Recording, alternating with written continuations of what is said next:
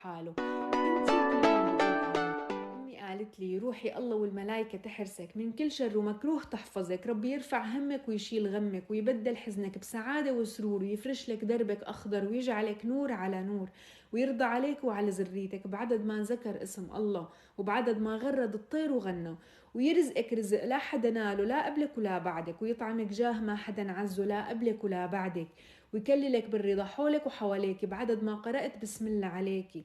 ربي يجعلك مثل الملبسة بتدوبي بالقلب ذوبان بدون استئذان، وربي يجعل ظلك خفيف وحضورك لطيف واسمك على لسان ظريف. ربي لا يحني لك ظهر ولا يذوقك طعم القهر ولا يعيزك لمخلوق لو كان أمرا وملوك. آيات قل أعوذ برب الفلق تحميكي وتحفظك من كل مين بيكرهك وبيعاديكي.